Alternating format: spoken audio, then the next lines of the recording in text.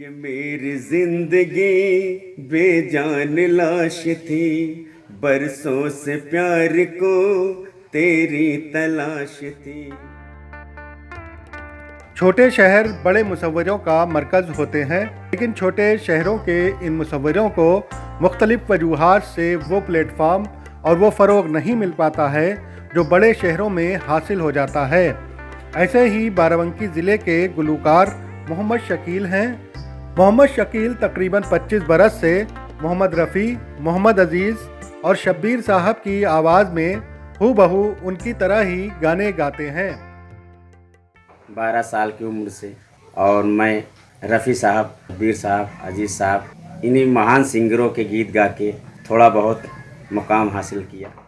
दिन जो पखेरू होते पिंजरे में मैं रख लेता, पालता उनको जतन से, पालता उनको जतन से, मोती के दाने देता। मोहम्मद शकील 12 बरस की उम्र से गुलकारी कर रहे हैं। बचपन में वो नोहा खानी करते थे। रफ्ता रफ्ता वो फिल्मी नगमे गाकर ऑर्केस्ट्रा टीम का हिस्सा हो गए और मुंबई तक अपना हुनर दिखाने पहुंच गए।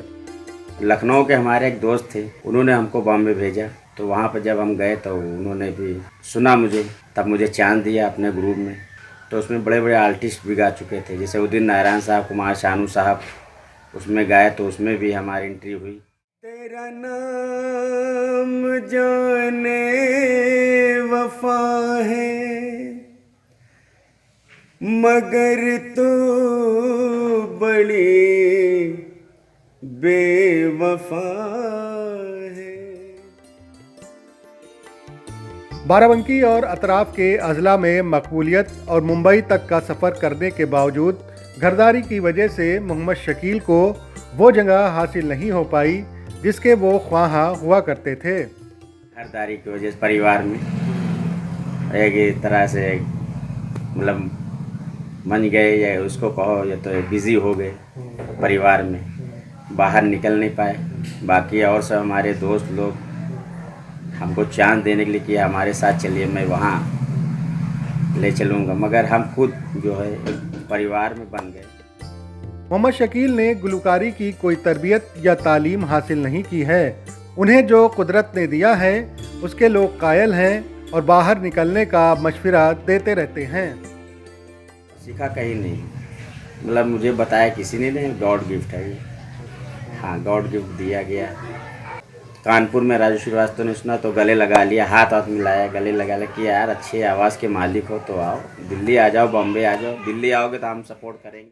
मेरी जान तुझ पर फिदा है, मगर तू।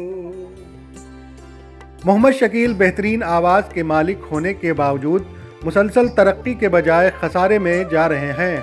बदले वक्त में वो जदीद टेक्नोलॉजी और आलमी वबा से भी वो खासा मुतासिर हुए हैं। जो ऑर्केस्ट्रा में जो जितने भी सिंगर हैं, लेडीज़ हैं, मेल फीमेल हैं, जो भी कलाकार हैं, वो इसी पे डिफेक्ट थे कि इसमें उनका घर चलता था। और बाकी इधर जो महामारी हुई उसमें तो कम से कम 2-2.5 साल हर कलाकार अपने घर पे बैठा रहा। उनको बहुत बड़ा धक्का हुआ, नुकसान हुआ। इन हालात के बावजूद सबसे ख़ास और अहम बात यह है कि मोहम्मद शकील इस वक्त जो हैं उसमें वो मुकम्मल तौर से खुश हैं। उन्हें बड़ी कामयाबी या मकबूलियत हासिल न होने का कोई मलाल नहीं है।